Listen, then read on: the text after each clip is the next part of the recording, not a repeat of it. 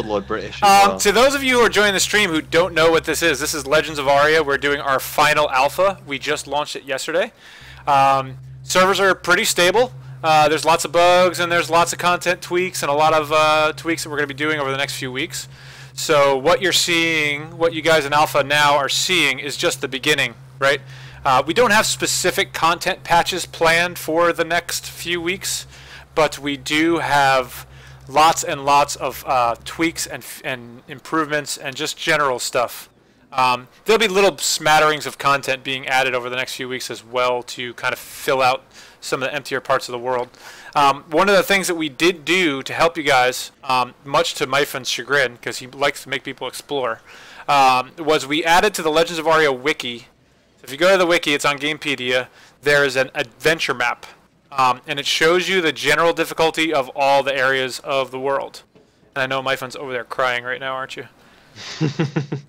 But I felt it was necessary. There's a lot of players that are just so conditioned to be handheld that we had to at least give them a little something if they wanted to cheat. But I encourage you to not open the map and go find the areas for yourself. There are a lot of really cool places to find in the world of Celador. I didn't have any specific agenda for this. This is intended to be like a town hall kind of open forum for answering questions. I will say one thing. You know, people throw around the UO2 thing a lot. We have never claimed to be Ultima Online 2 or the true successor to Ultima Online. PC Gamer called us that. Lots of people call us that. We are heavily, heavily inspired by it because it's one of our favorite games, and I was the lead developer there. We have Draconi on the team who... So yes, it's very heavily inspired by UO, but there's only one man on this planet that can claim that he's making UO2, and that's Richard Garriott. And so I just had to get that out there and just say it. Let's see. Did we want to give anybody some general tips while we have all these people on the line here? Miphon, I think there's a few things that people aren't getting because it's people come in, you know, former UO players come in expecting it to play like UO, and while it kind of does, we've done some things to kind of modernize the game, to give it a better sense of progression, to give you... I'm not joining your party, sorry. To just give the game just more of a modern feel, I guess is the best way to say it, right, Jeffrey? What do you think would be some things you could tell to the guys who are coming and expecting pure UO? What can you tell them to say, look, these are things that are going to work differently? Sure. Well, coming to the game as a brand new player, if you're coming as a former UO player, it was a very old game, and a lot of the kind of new player experience around UO was built around knowing what to do, which was very specific to how the game works. And there's a similar dynamic there where you can't come to this game expecting the same things to work. We get a lot of people expecting the same things to work, and it's just not the case. But a lot of players who've never played before are coming and are experiencing like a very different game to what they probably played before. Like when you land in Celador, it's not a game where you're going to be immediately told to speak to somebody and then to somebody else, and it's really not going to tell you what to do. So if you've never played these kind of games before, you just have to realize that it's an open world game in the truest sense it can be. You're going to have to adventure, look around. Obviously, being an alpha, coming from a fresh start, it's normally the most difficult time because, I mean, if you join us a year from now, you see people doing things, you see people at their end goal, and you see people crafting, you see people using vendors, you see people... Everybody knows where everything is. It's a difficult time when everyone's brand new. But all I'd say is everyone just needs to adventure. You know, get your skills up however you see fit, and just don't expect to be told anything, or don't be expected to be shown where to go. There's lots of stuff out there waiting for you to find it. And obviously, being an alpha, we've got probably less content now than we will have in the future, but we're adding it constantly all the time. So just yeah, just treat it like your home. Just look around and find things. For sure. There are a bunch of world dungeons to explore. I would say across the map there's maybe 5 that are open world, like above world dungeons. Now we're opening our 5 underworld dungeons over the course of the alpha. There's 3 similarly themed dungeons in the outer areas of the world. There's the Corruption Dungeon, which is a completely new tile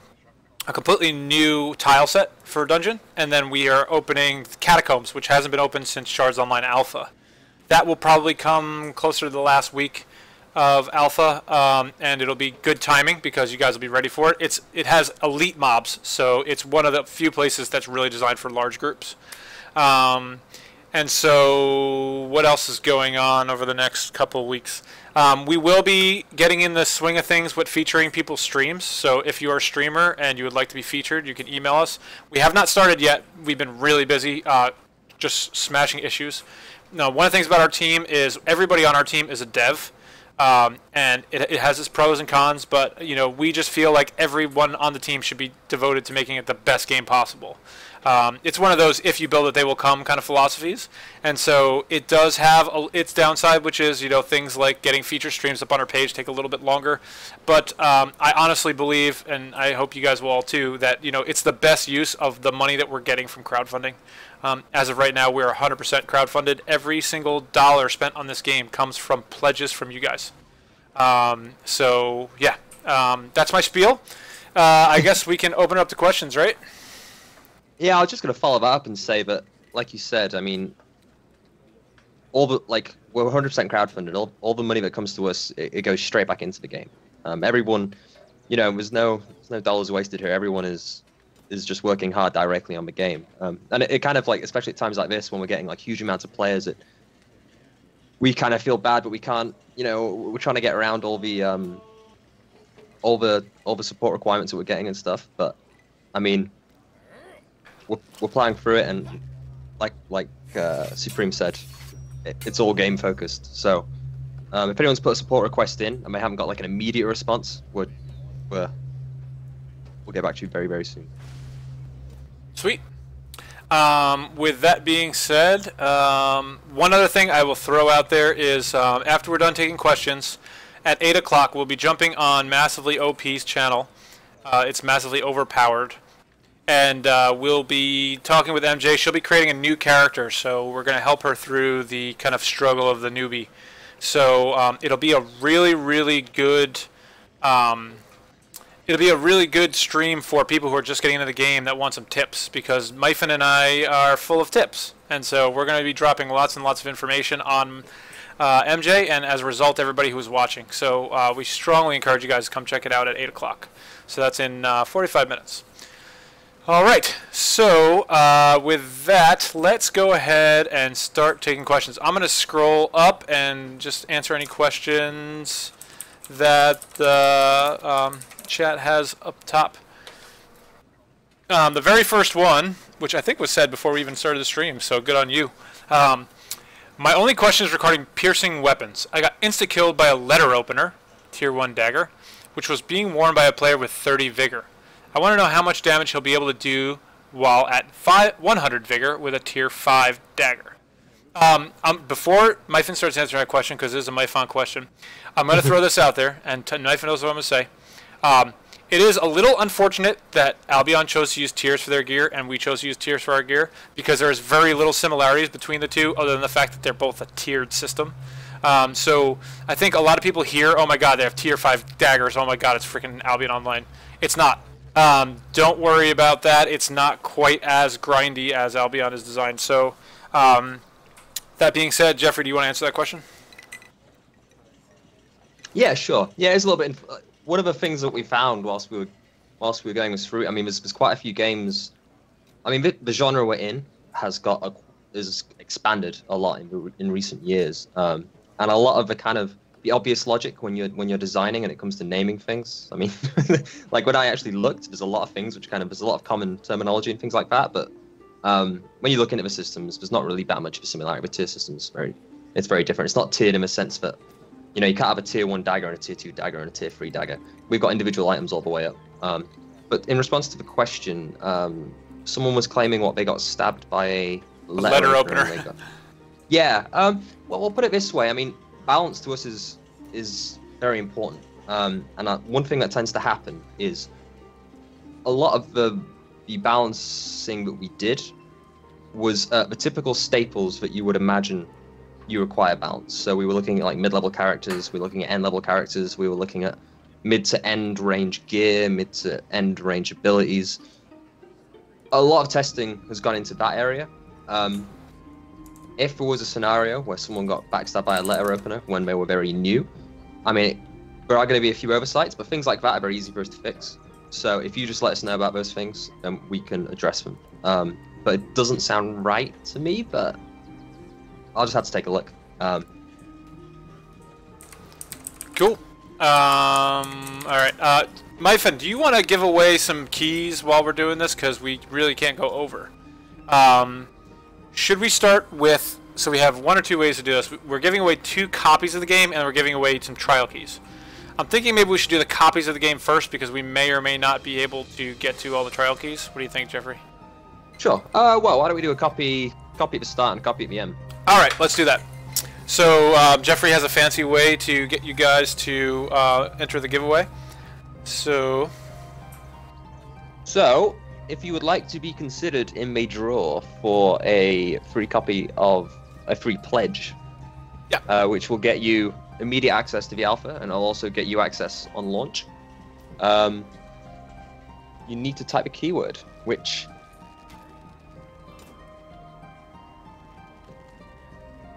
I can't find. Hang on. I just typed it. The keyword is I want alpha, no spaces. So just type in the word I want alpha, no spaces, and you'll be put into the draw.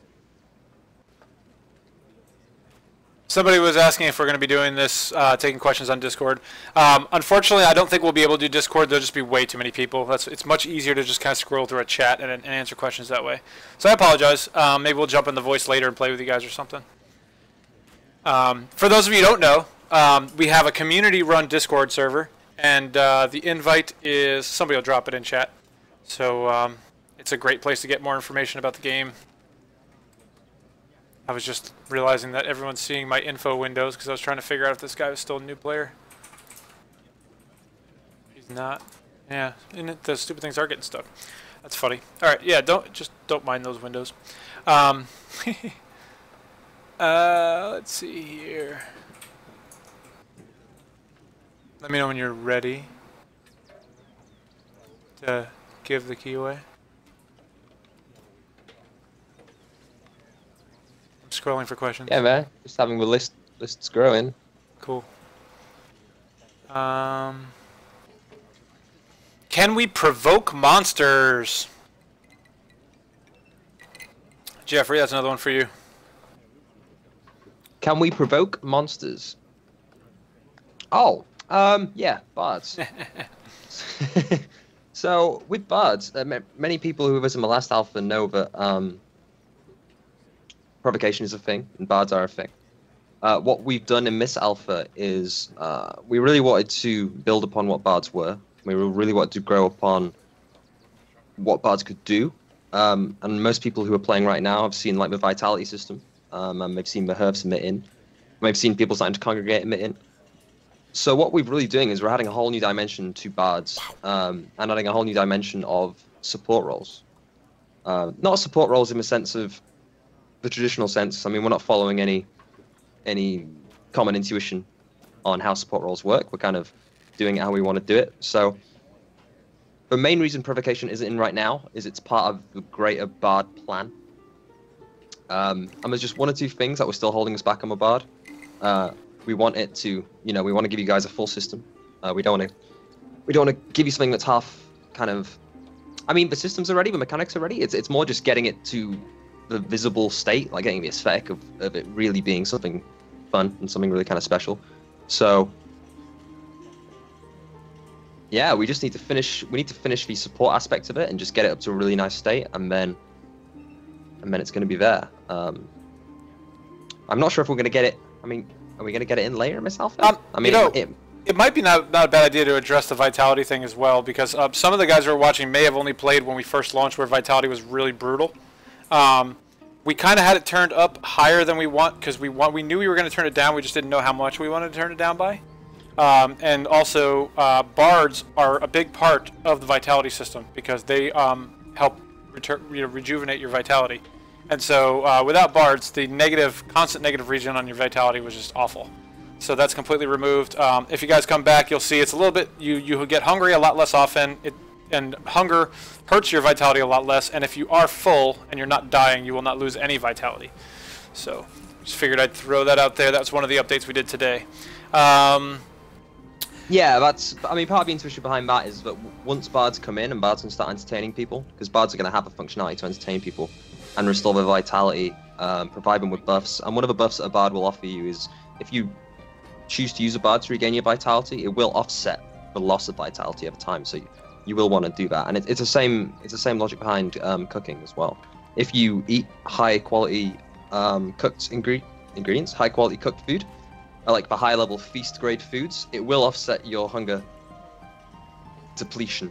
So we really want to, the goal is to really put systems in place that just across the spectrum makes players rely on other people to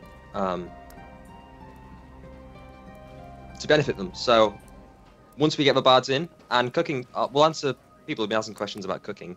We can answer those questions, but the grand plan is that Grandmaster cooks and Grandmaster bards are going to benefit players a lot, and the main goal there is to make sure that that is a painless painless thing to do. Awesome. All right, so the next one, which is one I know you were expecting, is our bows really under blacksmithing? Are bows under blacksmithing? Bows are currently under blacksmithing, yes. And why did we choose to do that? Why do we choose to do that? We chose to do that because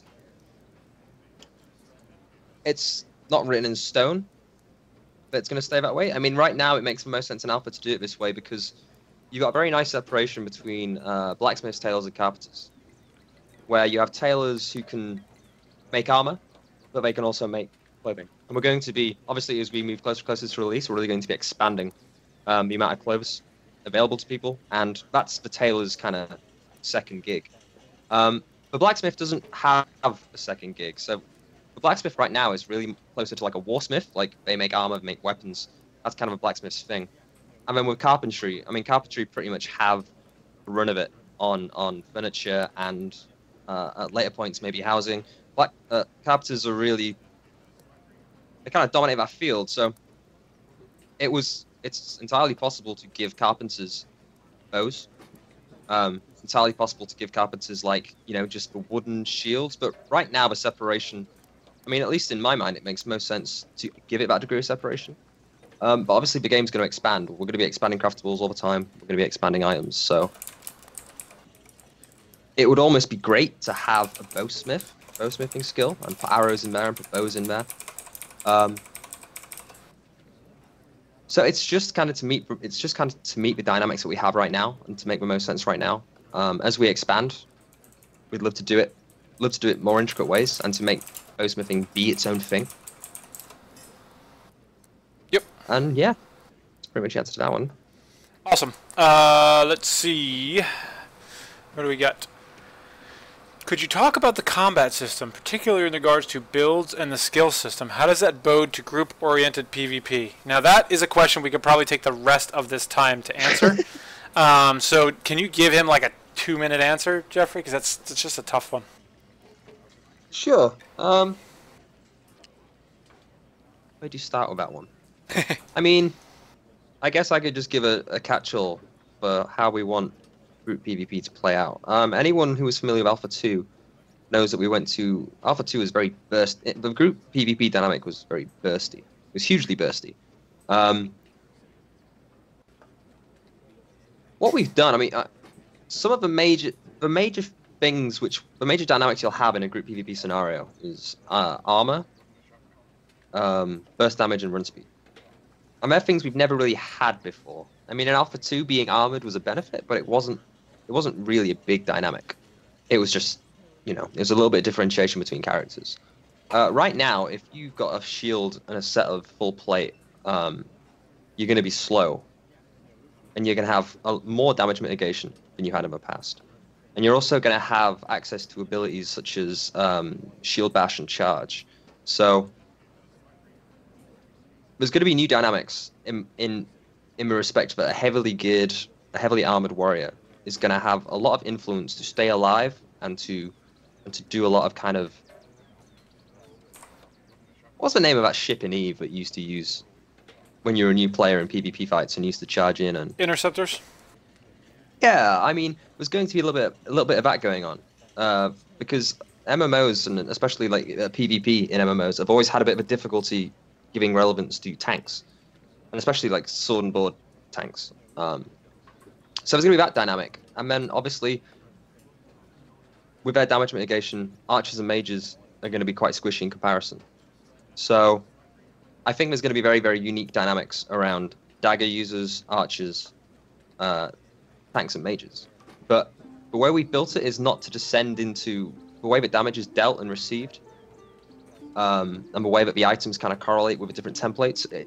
It's really not a case of rock, paper, scissors. It's because people's damage is very much... We kind of did it backwards. We decided how much damage we wanted people to do in a fight, and then we kind of designed it backwards how that was going to differentiate between the classes. So it's not going to be... We didn't design it around rock, paper, scissors, and we're trying to avoid that. Whoa. Cage just spawned a wyvern. and I just know he's going to get on that. Yep. Yeah, so the dynamics we're going for is to allow people to access the same kind of PvP outcomes we had in Alpha 2, which was we want characters to be balanced around other individual characters and damage to be balanced around kind of a global output of damage, but we want people to do it different ways. We want characters to feel different, and we want characters to interface with each other differently in PvP combat. What we don't want is tanks killing daggers, archers killing tanks, you know, daggers killing mages. It doesn't work like that. But we just want everyone to feel unique and different in a battle without descending into rock, paper, scissors marathon. So that's probably the best general answer I can give you. There we go. Not bad. You did 3 minutes, so not bad at all. Let's see. So someone was asking about the fizzle spell and if it still sounds like blowing your nose. Yes, it does. I believe we borrowed that from the worm. The worm was hit sound. Yeah. So it's one of those things that is a factor of being in alpha, because we race to get features done, and things like sound design can sometimes fall to the wayside. It's one of those things that we're going to focus very heavily on in the next few months between now and beta. And so you can expect that fizzle sound to sound a little bit less like blowing your nose and a little bit more like what you would think a fizzle would sound like. Yeah. It needs a new particle effect and a new sound. Just it's all polish. It's the stuff that we need to do between now and beta. Yeah. So yeah, and I could actually, maybe as we wrap up, I'll talk a little bit about the focus between now and beta, because I know all about that stuff. Did we get test stealing? Unfortunately, stealing was one of those things that was on the task list and didn't make it. I know it makes a lot of people sad. It makes me sad, but it's one of those things that just slipped. So let's see. Can you toggle combat mode whilst hidden, or make combat mode activate from double-clicking a target? Because rogue combat is a little bit... yeah, I've heard a few requests about that. But the gist of that is that when you're in a hidden state, coming into combat mode will reveal you, as opposed to the actual attack revealing you. So that's definitely something we can think about.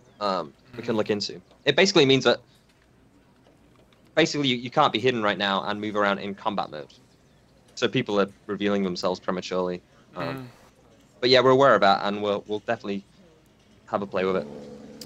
So Dorian's asking, are the respawn timers of trees broken, or they just take a long time to spawn?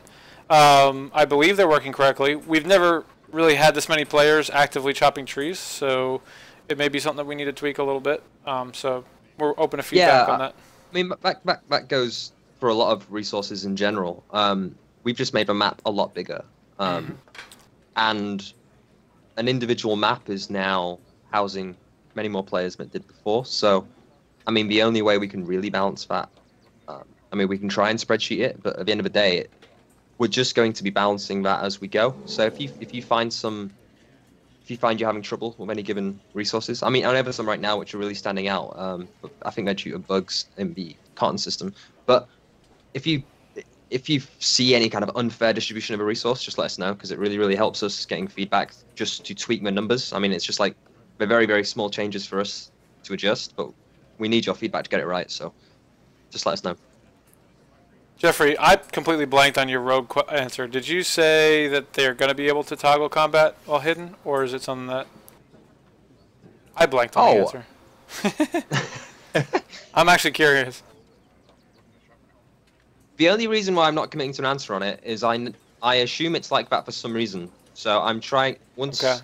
I think we just have to discuss it and figure out what the reason was why it is that way. And we can say we're committed to making rogue combat as fluid as possible for sure. Yeah. We actually in Shards Line Alpha we had an entire guild of rogues and they were actually one of my favorite guilds. Oh, absolutely. If there's nothing stopping us having it that way, then sure. Yeah, rogues will be great again. We should probably give away this this pledge, huh? Yeah. Did you get the first one or no? Is that what we're about to do? No, we're doing it now. Okay. All right, guys. So go for it. It's the last chance. If you want to receive a promotional pledge to get instant alpha access and a copy of the game on launch, you have to say "I want alpha." I don't think you have to do an exclamation mark at the start, which some people were doing. So if you just do "I want alpha," I'm going to give it away in 60 seconds.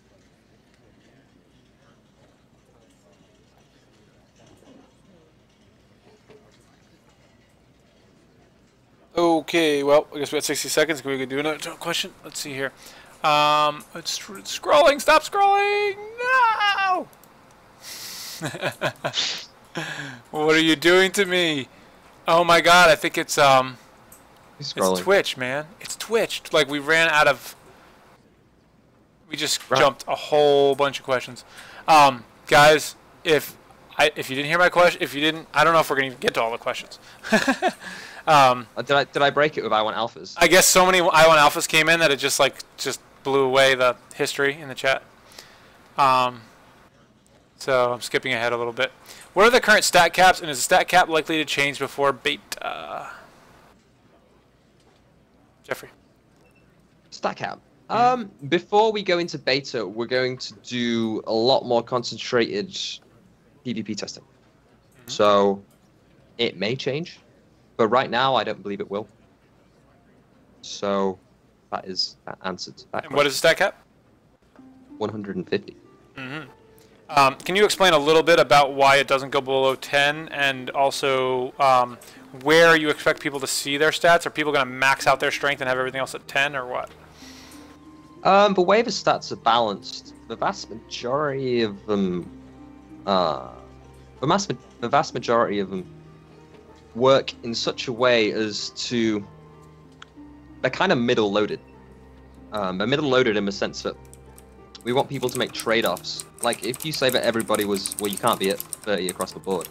But they're middle loaded in the sense that we want players to take a little from here and give a little there and operate from a middle ground. And we don't want people min-maxing stats. We wanted to build a system where like a cookie cutter kind of build wasn't the go-to thing. We want people to be able to actually fidget and play, and for it to be more of a choice of how you play than what's better for the individual weapon you're using. And I think I'm quite impressed with how it turned out, because it kind of works that way. So the way it works is your safest bet, if you wanted to have a general stat distribution, would be to have the vast majority of them middled out. And then, depending on who you were and what you were doing, I mean, the options are kind of endless. Like, there's been loads of really interesting conversations about how people are going to build characters. You can build a mage with just middle stats in pretty much everything. You can build a mage with very high intelligence at the cost of constitution. You can build a mage of, like, I've heard people talking about building archer mages with really low agility so that they don't have a very high crit chance, but having strength so high that they're just, like, hitting like trucks. It's really hard to explain. But yeah, they're middle loaded, so players who set their strength and agility up to 50 and set their intelligence, constitution, etc. down to 10 are going to realize that that's going to hurt them. They might be exceptionally strong in some scenarios, but in other scenarios they're going to get destroyed. So I'd say the rule of thumb is keep balanced stats, because you'll get the greatest benefit from balanced stats. Sweet. And you want to know why we start at 10. I don't know why they started. Someone 10. asked that. Yeah, they just started 10 because they do. It's trying to tell players that, I guess it's a push in the right direction to players, saying you want to be in the middle. The way the current formulas work now, if you got any of those down to 0, you'd just really break yourself somehow, and we don't want to let players do that. So it's kind of a safe, because it's middle loaded and you get like very minimal gains high, and you get the most punishments low. It's just a stopgap to stop you self-harming. Okay, yeah, so it prevents people from just being really bad at making their stats. Yeah, if we let you get your strength to 0 and you hit something, you'd probably hit yourself. So. Fantastic. Okay, I got a question I can answer. Okay, will there be NA and EU servers, or will the whole world be on one shard? So this is an interesting question, because we had it at Shards Online Alpha, where there was EU and NA kind of alternate realities, and you could travel between them by using gate stones. The reason we don't have them now is because we can support a much higher population on one universe, one world, one set of new Celador, or the Celador world. So we don't want to split people up. If we did, half the people would be on the other side. So as soon as we have the population to fully fill 2 universes, we will open an EU universe. We already have the servers hosted in EU, so we're just waiting for the population to get there. And I think it will. We're seeing a constant flow of people finding us and hearing about us during this final alpha, and it's just starting. So I would love to see our player population grow over the next 3 weeks, and then we can get that extra universe up. And yes, you will be able to take your character between EU and NA hosted servers with your same character, but it's through the game. You use a stone. So, how do you run in the game? By default, walk like a... What? What are your plans making the world more dynamic? Chests, spawn camps, open world bosses. Jeffrey. Hello. The world more dynamic. World bosses, chest, and spawn. We've got every intention of doing just that. We just haven't done it yet. Yep. It's a matter of making sure that all the content is meaningful. We could throw world bosses in the world, and they would just drop the same thing that the other mobs drop. So I think the answer comes down to really just making sure that when we're adding that content, we're adding it in a meaningful way. There are spawns, there are camps that spawn throughout the world. They're a little bit rare right now, but we kind of wanted it that way because we wanted people to feel special when they find one. So there's bandit camps, there's troll camps, there's orc camps, there's graveyards, and they randomly spawn anywhere where a house can be placed. So they're out there. Yeah, it's one of those things where we have all the means to do it, and it can be done. We're really hell-bent right now on like meaningful staple-based content, because I mean the kind of thing about there's a lot of people coming to the game right now, and like we're all gamers, and we've been in a lot of MMOs for the last couple of years, and it's very, very easy to either have meaningless content or to put in so much content that you end up causing huge disparities and breaking the game in how you add that content. So we're being extremely cautious about how we implement content. And I know that means I get a lot of grief constantly, and we get a lot of grief constantly, because it almost seems like we're holding back a little bit, and we kind of are on purpose. But we like to think that as we push this out, it's going to make a good difference. And we just don't want to give you things for no reason. And we particularly don't want to put things into the game. Like a lot of people worry about Zerg guilds and monopolies and how the economy is going to be distributed. So we're just being extremely cautious about how we do it. But we're always thinking about it, and we're always doing it. So I can tell you a little bit of a history about the project, because I'm sure a lot of people here are relatively new. The game started as Shards Online, and we marched towards an alpha for Shards Online. And one of the things we did with that alpha was we packed it full of quote-unquote content. It was quests.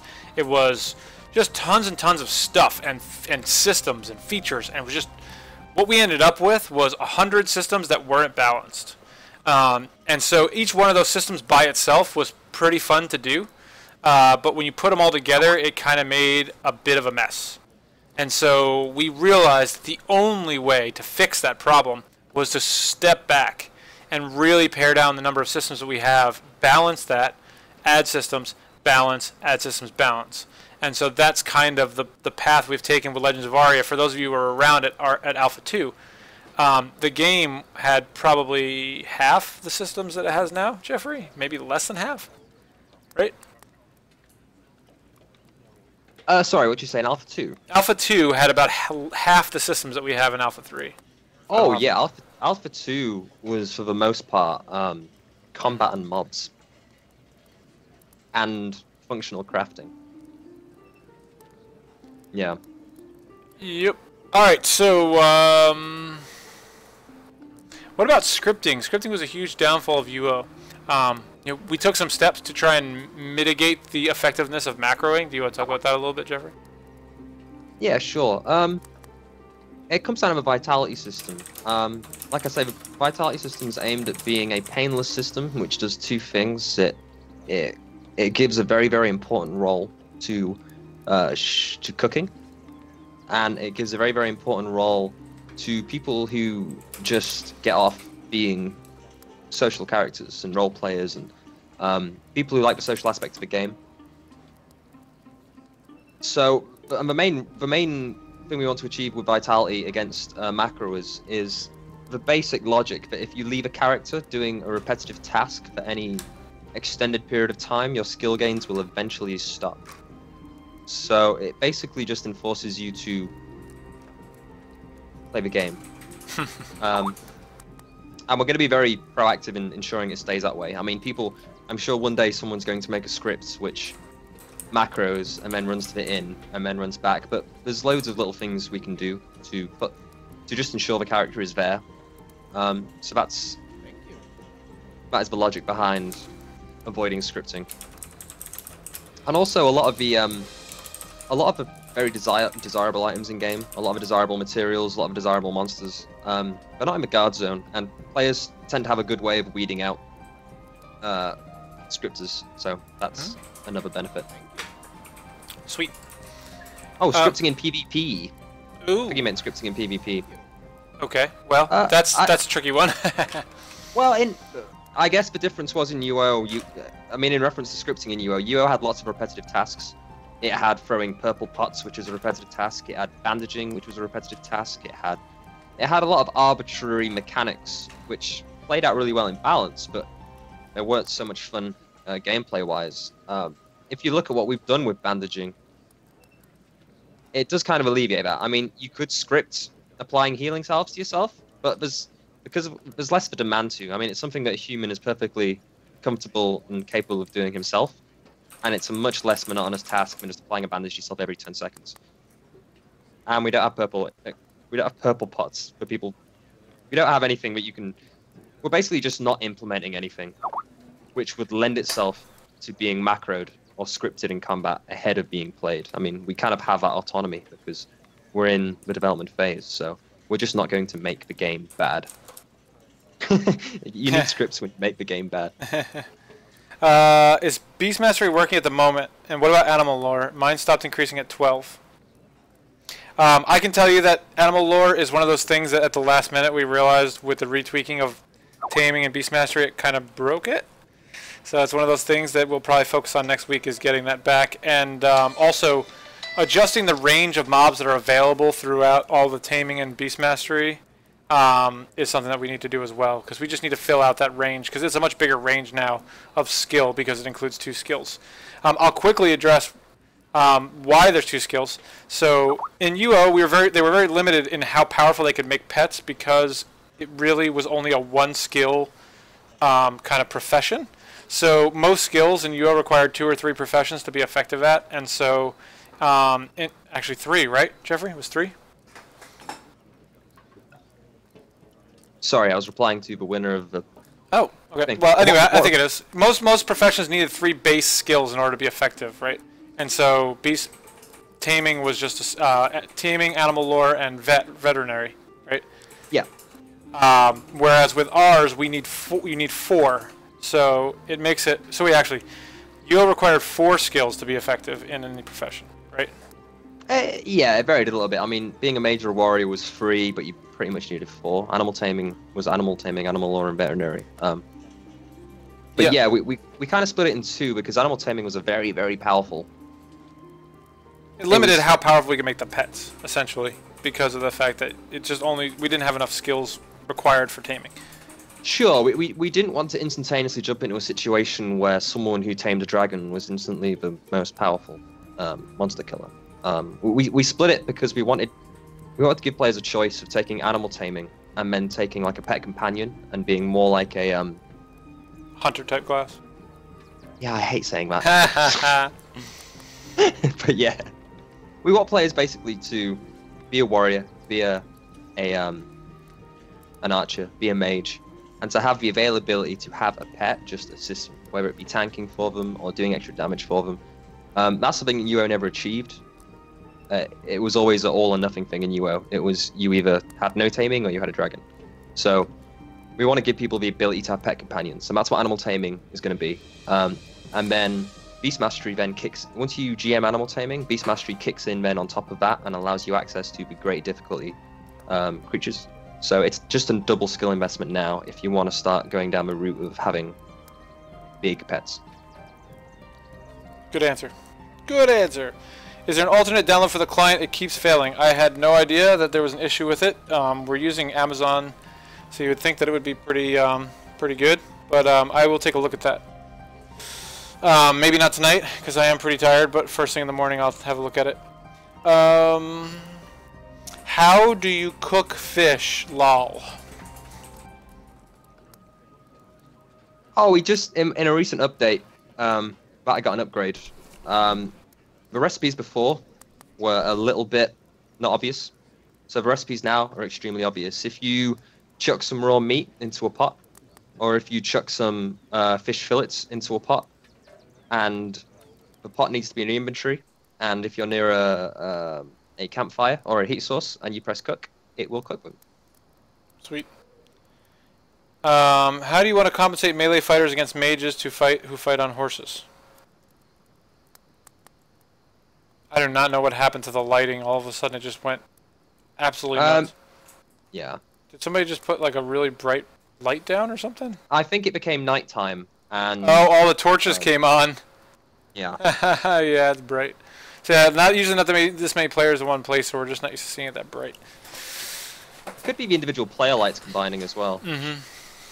Yeah. But compensating for mages and horses, it should be functional now, and if it's not, it will be. But if you preload a spell whilst you're mounted, after a certain duration, you will lose your precast. So mages will not be able to precast spells and run away kiting.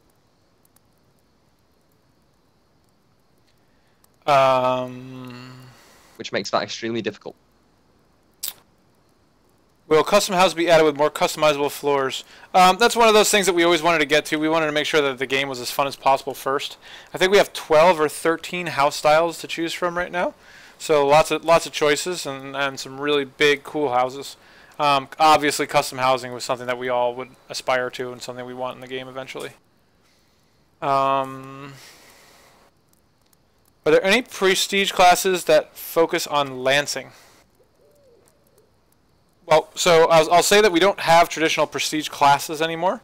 What we have are prestige abilities, and you can combine any combination of prestige abilities, assuming that your skill set allows for it. So the 3 skill slots, I didn't put any on here before I started the stream, but you can basically put any ones in here. So if you have a hybrid, you can kind of mix and match them. They consume prestige XP, which is this bar right here.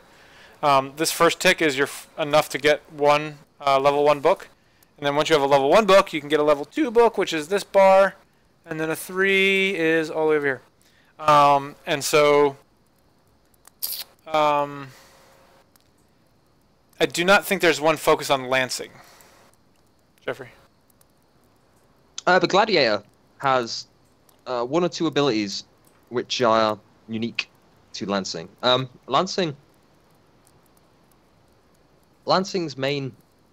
the main difference between Lancing and other combat skills is that Lancing is the only combat ability which really lends itself to AoE. So the Gladiator offers a cleave ability, which is in many ways an upgrade to the cleave ability you have on the Lancing weapon itself, and it's also got a stun strike, which allows you to do an AoE stun. and that is also solely reliant on having a lance equipped. So yeah, the Gladiator's AoE king. It's also got hamstring, which is available to anyone with weapon skills. So a lot of the prestige abilities are kind of geared that way. I mean, within a given prestige, you will see some things which are linked quite heavily to certain things. Like the knight has charge and shield bash, which is quite heavily linked towards heavy armor and shields, but also has heroism, which is kind of more of a global. And it's kind of how we built them. So you can borrow, like between the scout and the rogue, they can borrow quite a lot between them. Mm-hmm. But there are some staples which lend themselves heavily to that kind of archetype. Okay, I got one here that, even though it's technically a design question, I'm going to answer it just because you've been talking so much, and I'll give you a break. Why is the crafting system so complex? Getting resources for blacksmithing specifically is too hard. That's another one of those situations where we intend to give you more ways to get some of the resources that are required for crafting. It's kind of a two-part design philosophy. So first part is we want to mainly getting your skill gains off of the creation of the refined resources. So the reason for that is we don't want tons and tons of just useless armor being made. It's kind of a waste for you to just make 1,000 daggers and then just go throw them in the trash. So the idea is that most of your skill gains are going to be coming from refining resources, and the items that you make are items that you actually care about and want to either use or sell. And so that is part of the reason why it's a little bit trickier to make the complete items, because it is one of those things that you've made an item, now this is an item you're proud of, it's something that you want to sell and make some money off of. But again, there are additional plans to give you more ways to get those resources. Specifically, like recipes, we want you to be able to research them in some way so you don't have to get resources from drop mobs. That's one example, but I'm sure some of the other resources we want to add other ways to obtain as well. You want to add anything? Yeah, sure. Yeah, you pretty much nailed it. It's the way we really want this to work is people may have noticed that making higher and higher quality materials as a blacksmith requires everything. So even when you're at the top end making crystallized cobalt, it's still going to require a lot of iron ingots. So the design we're trying to realize is that the things that you will be spam making, like kind of a grind element of training a crafter, will be in the resources. Because even if you make thousands of iron ingots, you're going to need them. And then the actual creation of the items themselves is basically going to be for use and for sale. And basically, crafters are going to be it's going to be very easy to make the apprentice items. It's going to be very easy to make the rookie items. And then when you get to journeyman, expert, and the top-end master, those ingredients right now only drop from higher-level mobs and from dungeons and from things like that. But the parts drop and the recipes drop, and they drop on individual monster types. So once players get through the content a little more, they'll start learning where they are. But that's just one half of a design philosophy. Something we didn't have the time to do, but which we want to do, is give crafters the ability to do work orders and to do other things which don't require combat at all in order to be rewarded with armor parts, weapon parts, and recipes. So we're only halfway there with that design, but... Sure. And then there's one more part to that. There was a task that didn't quite make it into this alpha, which is buy orders. We haven't quite figured out how we're going to handle those, but we want crafters to be able to say, I want 100 plate helm parts or whatever. Yes. And then other players can fulfill that reward. That's definitely a way to get the people engaging in combat and getting these cool rewards to sell them to the crafters without having to know them personally. So. Yeah, I mean, we heavily steer away from... We kind of hate people going out and farming mobs and bringing back loads of junk and just selling it, and, arbitrarily selling it to a vendor and getting given some gold and doing it again. What we really want to realize is that if you go out, and let's say I was going to give away a drop then, I'll do it anyway. Say you're going out and you're farming, you want to go out and farm some gazers and some half gazers, and then you come back and you have, you come back and you have 20 plate parts. We really want to create the scenario where it's completely easy and painless for players to come back from their hunt and quickly find either a player house or a player who is initiating a buy order. So all you have to do is visit that place, and that player can automatically sell those parts to the players who need them, and then make it painless for the crafters who desire those resources to set up the buy orders in order to easily get them. We don't want players buying and selling from NPCs. We want players buying and selling from each other, and we just have to go the last mile in implementing the tools for players to very painlessly buy and sell between each other. We really don't want auction houses. We want players to either do it through their own vendors or do it through themselves. This game will never have a pure auction house. It may have vendors that can be set up in towns, but it'll never have just a UI where you can buy things across the entire world. Yeah, absolutely. I mean, it's kind of where we want to go. I mean, because we've regionalized and we've given geographical locations to where places drop. I mean, visiting, let's say, the treehouse town in the Black Forest, knowing that there will be people down there, whichever means we implement to allow people to almost kind of away from keyboards sell resources, you will know where different resources are sold, and it will be geographical, and you can know that you can find them. It's about making it easy, and it's about making it kind of seamless without making it completely automated through an auction house, and without making it global and, disregarding. I just gave away my fully waypointed map. How'd you do that? I accidentally opened it. I forgot that I have all the waypoints set. That's okay. We already given the adventure map, so. Cool. I have to wrap this up. I see a ton of questions here that we didn't get to, and I really apologize for that, but we do have a schedule here to get on with MJ from Massively OP in about 5 minutes. So I will drop the Massively OP Twitch channel in here, and we can continue talking there. One of the things I would like to encourage you guys, we have a very nice ticketing system on our end for handling customer support, and that all goes through the contact email address. So if you're having an issue, please email us on contact. Discord is a terrible way to get support from us, just because I step away from my computer for 15 minutes, I come back and I have 2 pages of Discord PMs. And I love talking to players directly when I can, but I just want you guys to know that those PMs, it's something that I can't guarantee I'm going to answer. If you put it in the contact email address, it's something that goes into our system and it won't get lost. So please use that when you need some assistance. We also have the bug report tool in-game, which is our most effective way to find out things that are wrong with the game.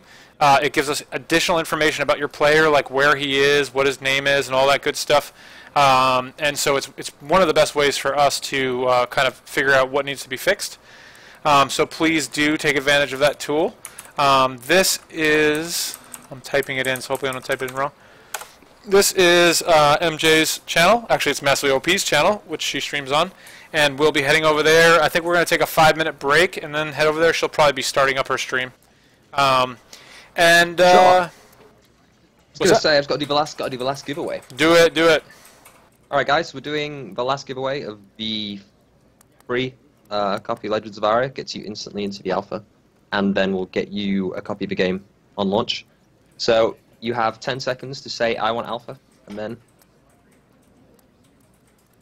One other thing that I want to say to you guys is thank you, first of all, for helping us get this far. Like I said, without the pledges, we wouldn't be anywhere.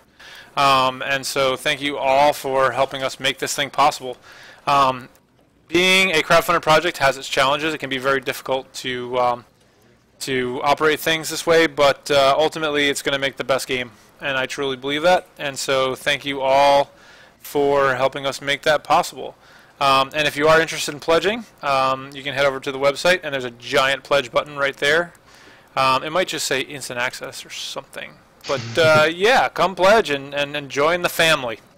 If you didn't get your question answered, the best way to get it answered is to head over to the community Discord server. So the community runs a tight shop over there, so don't post any memes that they might not like, but head over and enjoy and continue the conversation. So thank you guys, and we will see you over on MJ's channel. I'm just laughing because Celador he won, and then first message, ha! Yeah, thank you so much for coming, everyone, and thank you everyone who's pledged, and thank you everybody just thank everybody. We owe you a lot. Thank you, and we'll see you at MJ's. Bye-bye. Bye-bye.